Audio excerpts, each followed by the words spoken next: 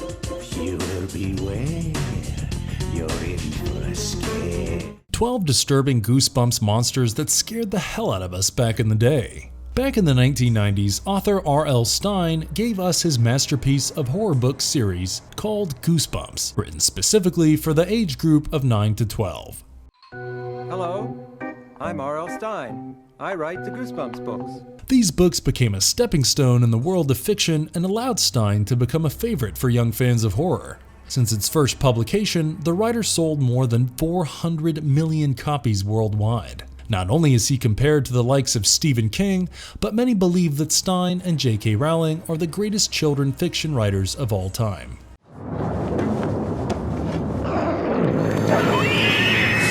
After publishing 62 books between 1992 and 1997, Stine revived the novels through various spin-offs such as the Goosebumps Series 2000, Tales to Give You Goosebumps, and more. Not only this, but some of his most famous stories have been adapted into films and TV shows as well. Given what a long-standing empire this is, there have been certain creatures that have gained more popularity than the others due to their repetition or inherent scare factor.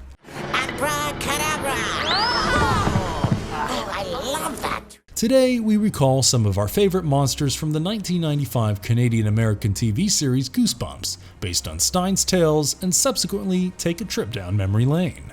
Before we go into our explanation, we have a very small request. If you like our content, please support us by subscribing to our channel. This is a small click for you, but for us, it means a lot. Thank you. Let's begin.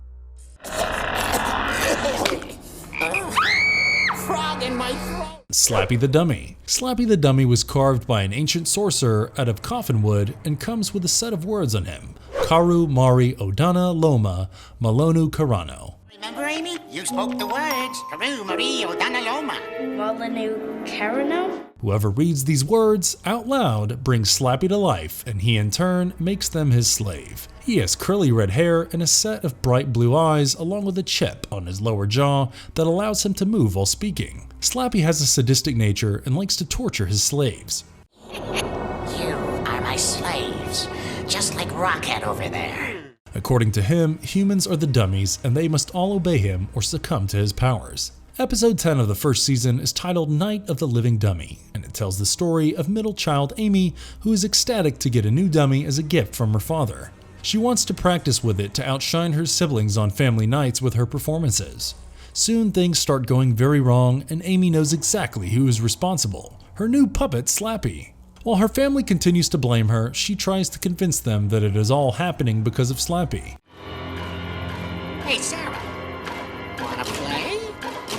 In the end, the siblings hatch a plan to destroy Slappy, but just when they think they have been successful, they realize whatever was keeping him alive has now taken over an old doll of Amy's named Dennis. Slappy appears once again in episode 24 and 25 of season 2 titled Night of the Living Dummy 3, Part 1 and Part 2. These episodes tell the story of Trina and Dan Odell, whose father is obsessed with collecting dummies for his ventriloquist acts. After reading the magic words Trina finds on one of the dummies, she and her brother start to notice odd changes in the attic where they are all stored.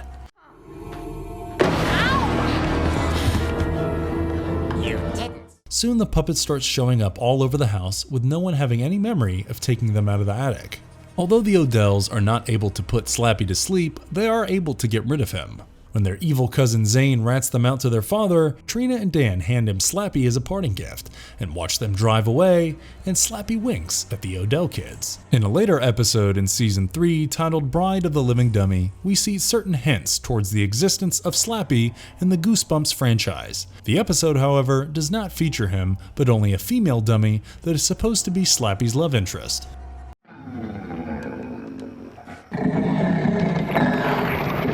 The Werewolf.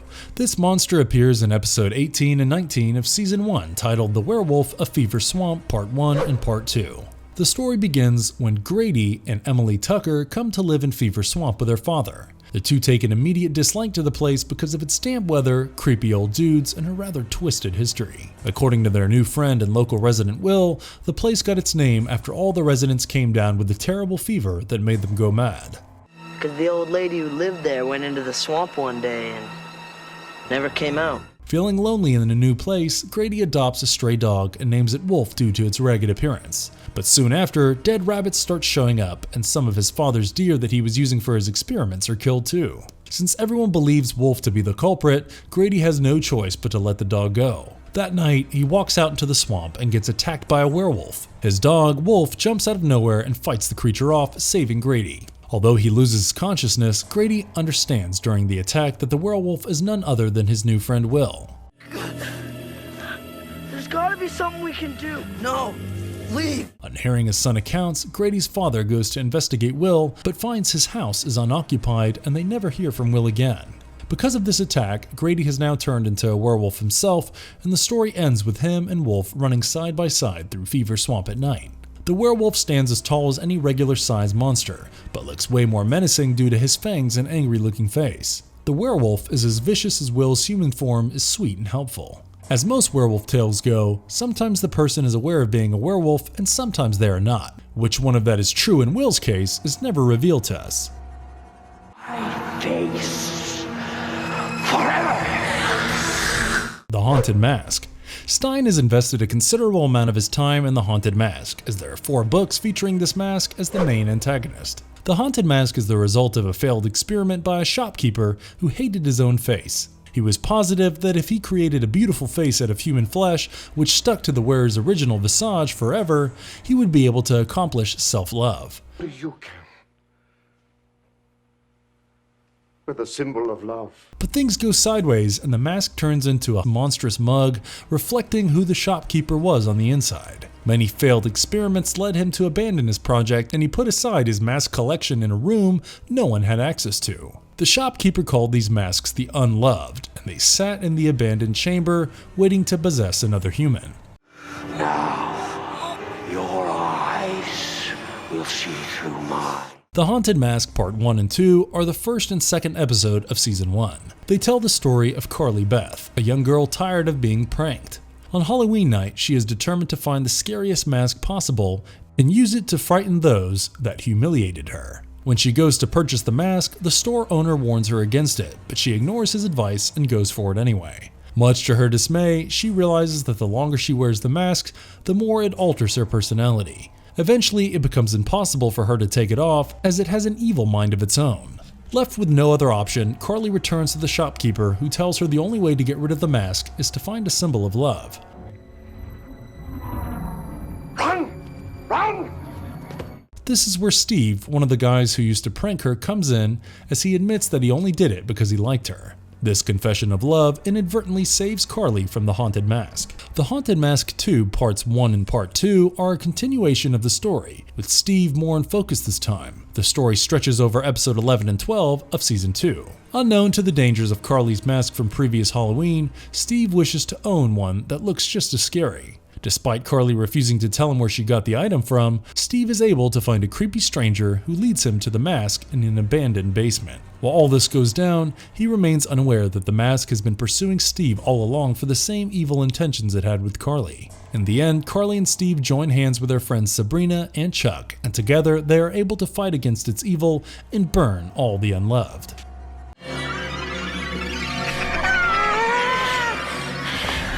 The Lawn Gnomes. Episode 8 of Season 2, titled Revenge of the Lawn Gnomes, introduces us to the protagonist Joe Burton, who lives with his sister Mindy and their parents. They are constantly at odds with their neighbor, a retired Army Major, Mr. McCall. The Major obsesses over his garden and is determined to defeat the Burtons at the annual garden show. Entitled to his opinion. I don't need your permission.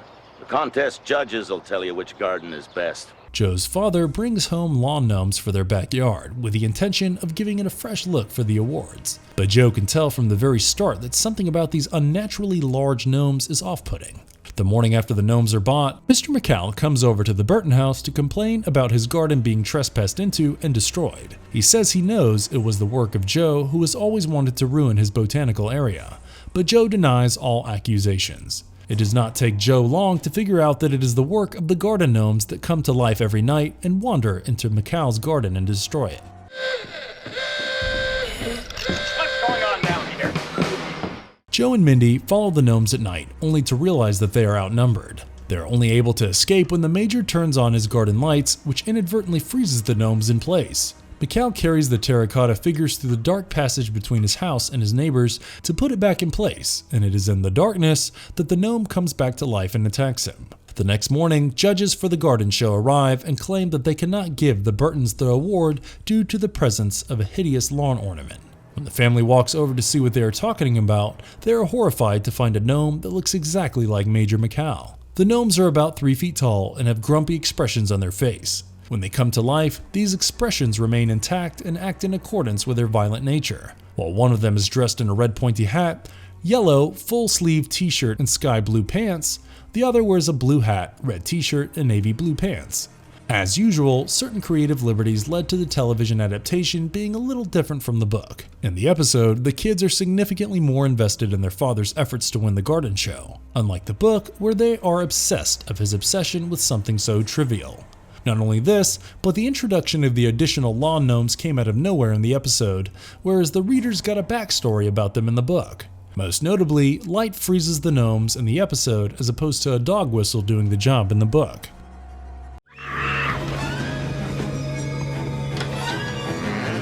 The Scarecrows. The 14th episode of Season 2, Scarecrow Walks at Midnight, is a classic rural horror featuring a monster we have come to love and appreciate today. Jody and her brother Mark arrive at a farm to spend the summer with their grandparents. They are joined by the farmhand Stanley and his son Styx for the most part, but something about them seems off-putting to Jody from the start. Now let me think. I don't like those stories.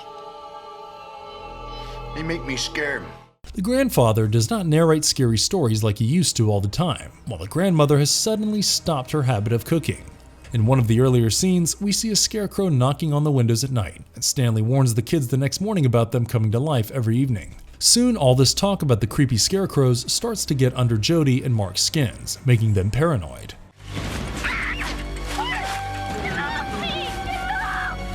One night, Jody and Mark hatch a plan to scare Styx as a prank, but things soon go sideways when they encounter a real scarecrow that has come to life. Jody demands the truth, and Styx tells her about his father having found a book of spells which he used to bring the effigies to life. Jody, Mark, Styx, and Stanley get attacked by the scarecrows who corner them into the barn where they try to fight them off. Finally, Mark saves them by running over the scarecrows with a lawnmower truck. The next morning at breakfast, when everything is back to normal, Stanley sits in a corner reading from his book. On hearing the lawnmower start up on its own in the barn, Jody looks at Stanley suspiciously and inquires what he is reading. The episode ends on a cliffhanger, headed in an obvious direction.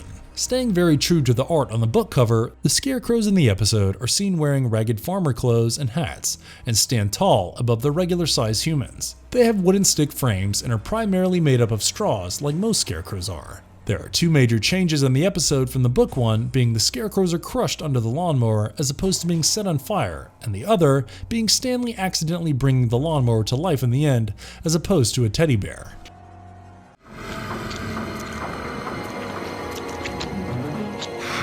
Mr. Mortman. The 4th episode, titled The Girl Who Cried Monster, follows 12-year-old Lucy Dark, who loves spending her free time scaring her little brother Randy by telling him scary stories. She shares a love for all things supernatural, and visits her local library every now and then to get issued ghost books. One day, as she leaves the library after borrowing a Frankenstein book, she realizes she has left behind her rollerblades. When she goes back to collect them, she sees something bizarre. The librarian, Mr. Mortman, is consuming bugs and spiders in a sickening manner. When she thinks she has seen enough, Lucy notices Mr. Mortman mutating into a strange monster, with its eyes protruding out of its head, its skin turning into a slimy green color, and fangs where his teeth were. Lucy runs back home to tell her parents about what she saw, but no one believes her as they are all aware she makes up paranormal stories to scare others. Even her friend Aaron Messer refuses to believe her, so she goes back into the library another time to capture photographs of the monster as proof. While clicking photos, Lucy gets spotted by Mr. Mortman, but after some struggling manages to escape. Running, little one. I love fast food. Out of politeness, Lucy's parents invite the librarian for dinner and ask her to stop saying all the outrageous things she has been saying about him. That evening, Mr. Mortman asks what is for dinner, and in a classic RL Stine style twist, Lucy's parents say, "you," right before they grow serpent-like fangs and devour him. They tell Lucy and Randy afterwards that this is the first time in 20 years there has been a monster in town apart from them, and that when it is time for the children to transform, they must also ensure that no other monster settles in their vicinity. As many of you must have guessed, the title of this episode is a modern horror twist on the famous tale of the boy who cried wolf. Both Lucy and the boy from those tales are not believed when they claim they have seen actual danger because of all the previous times they lied about it just for their own sadistic pleasure of freaking people out. The television episode ended up making a few small changes, such as showing Mortman feasting on spiders, unlike his book version that feasted on his pet turtles.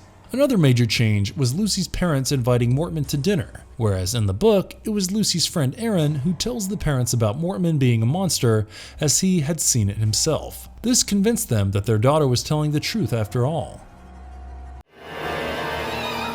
Say cheese! No, don't take my picture! The evil camera. This monster appears in the first season's 15th episode titled Say Cheese and Die, and later in the 18th episode of season 3 titled Say Cheese and Die Again. Stine wrote the sequel way after the first one published. On visiting a creepy house that belongs to a man named Spidey, Greg and his friends stumble upon an old camera. A series of events linking the camera to mishaps convince Greg that the device is responsible for it all. No photo clicked on that camera comes out as it was clicked. Rather, the person in the photos suffers the same fate that is depicted in them. Having had enough of the device's powers, Greg and his friend Shari go back to put it where they got it from and run into Spidey. He reveals to them that his real name is Dr. Fritz Fredericks and that he is a deranged scientist. Back when the camera was created by Fritz's partner, his greed led him to steal it, but he realized all too late that his partner had put a dark spell on the shutter, which is why only bad fate lies for those whose photos are clicked with it. Greg and Shari click Spidey's photo in an attempt to escape him as he tries to make them his prisoners for finding out the truth. This causes Spidey to die from the fear of something bad happening to him. Although Greg leaves the camera where he first found it and reports Spidey's corpse to the police, two local bullies, who had followed them there, retrieve the camera for themselves. The story ends with them waiting for their photo to develop after they use the camera on themselves. Give that to me. I need it! Give it to me now. In the sequel, Greg ends up going back to the house for the camera as he has written an essay about it in his summer assignment. The teacher refused to give him a passing mark due to his story being too unrealistic, and this leads to him to go looking for proof. As usual, things take a turn for the worse once again, but Greg is determined to get his grade. Many people get hurt because of the evil camera throughout the story, and it ends with Greg willing to let the teacher take his photo to see that his assignment is worth the passing mark.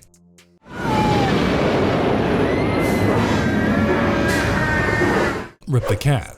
The 5th and 6th episode of Season 4, titled Cry of the Cat Part 1 and 2, feature the evil cat named Rip. The story begins with a bizarre encounter young Allison Moore has with Rip. When she accidentally runs him over, she carries his carcass to the owner's house only to find out from another young girl named Crystal that her mother will not like this at all. Before anything else happens, Rip comes back to life and disappears into the woods. The next day at school, Rip comes looking for Allison and meets with another accident, getting killed and coming back to life a second time. Allison begins to see cat hair everywhere she goes, and when she wakes up in the middle of the night to find Rip trying to choke her, she tosses him out of the window, killing him a third time. This is when she starts exhibiting cat-like behavior herself. Soon Allison visits Crystal to demand some answers, where she finds out that Rip has actually been dead for years and has used up 8 of his 9 lives. He only has 1 life left, and he won't stop until he has yours.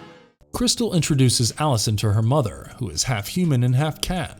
The mother tells Allison that this is all the result of a series of failed experiments where many cats ended up dying, but Rip was too evil and just kept coming back to life. She also reveals to her that anyone Rip scratches turns into a cat-like creature, which explains Allison's present condition.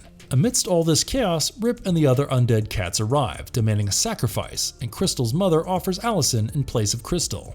Allison smartly distracts the cats, which leads to a fight, and Rip gets killed for the final time. Though Crystal and her mother are now free of the curse, the story ends with Allison still exhibiting signs of transformation. To human, they were my subjects. But all the experiments. Rip has dark gray fur and yellow glowing eyes. It looks especially menacing because of its sharp teeth and bloodlust. Although the book describes Rip's stature as big as any regular cat, the episode gives him a wing-like structure on his back, which makes him appear even more unnerving.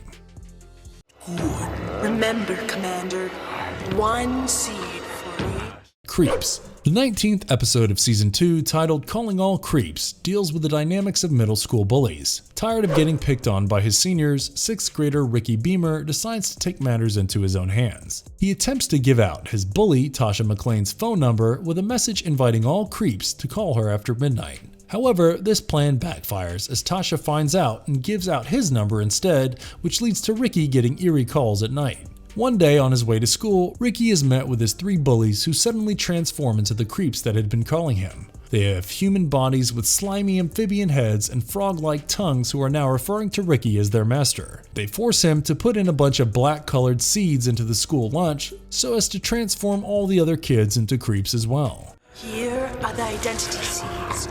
We must plan them at the school. After the plan fails, they almost turn on Ricky, but his friend Iris jumps in, claiming she has a new plan that will save him. They decide to put the identity seeds into the cookies Ricky and Iris sell at their bake sale stall. At first, he thinks of stopping the kids from eating the cookies, but thinking back on all their bullying, decides to let them eat it and turn into his followers after all. The episode ends with Ricky consuming a cookie and turning into a creep himself. In a metaphoric way, he is finally able to be one amongst the many and no more an outcast. But the price he pays is quite hefty. Identity seeds in the cafeteria food. Is that a good plan, Commander? The creeps in the book look similar to that in the television adaptation, except their heads are purple as opposed to the yellow ones in the episode. Although the episode shows Iris trying to stop Ricky while he consumed the cookies, in the book, she does not do anything at all. A key element missing from the episode was Ricky's mother and the school principal making an appearance, but in the bigger scheme of storytelling, they did not do much to alter the outcome. Leaving so soon. You haven't gone on all the rides. The Horrors. Appearing in the 8th and 9th episode of Season 3, titled One Day at Horrorland Part 1 and 2, the Horrors are monsters that were born out of a slime puddle cursed by a witch. Since the slime puddle was radioactive in nature, the monsters look distorted and scary, with each of them having their own unique descriptions. One thing they all have in common is that they appear when people take a ride through Horrorland to whisper frightening things into their ears. Well, can you tell me where the phones are? Phones? Ain't no phones in Horrorland. When Luke and Lizzie Morris take a road trip with their parents to visit the Zoo Gardens theme park, they get lost. In a detour that seems intentional in the greater scheme of things, they end up at another theme park called Horrorland. This place has workers in monster costumes and no working phones for them to call a ride, as their car breaks down. Soon the family realizes that the monsters known as the Horrors are very real and they must find a way to escape them. Luke and Lizzie are able to outsmart the Horrors for a brief moment that the family uses to get out of Horrorland and steal a bus to go home. Little do they know, one of the Horrors has followed them into the city and is now offering them a ticket to the theme park next year.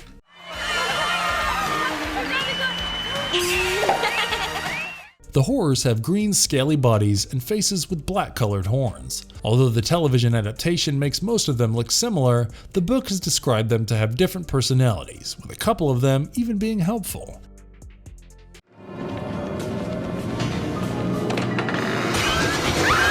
Swamp Monster. The Swamp Monster appears in episode 18 of season 2, titled How to Kill a Monster. The story starts with Gretchen and her stepbrother Clark arriving at her grandparents' house located in the middle of a swamp. The house is old and looks almost like an abandoned mansion, except decorated with a grandfather's hunting souvenirs. From the very start, it is clear that something is off and the grandparents are accomplices to it.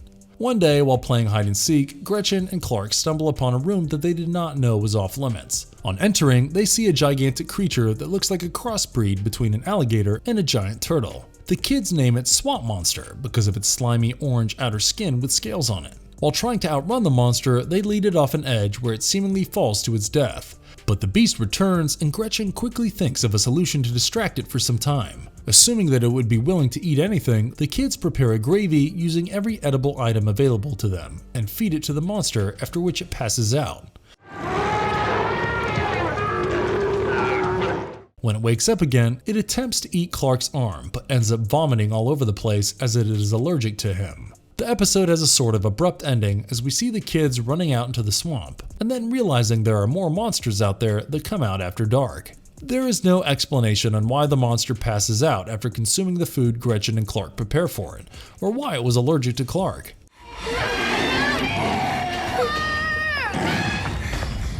The book does not answer any of these questions either, but but the swamp monster here looks very different from the one in the television adaptation. The monster in the book is green in color with an alligator head and a gorilla body. Another major difference is the grandfather bringing home the monster after having shot it, as opposed to the monster breaking and entering like in the book.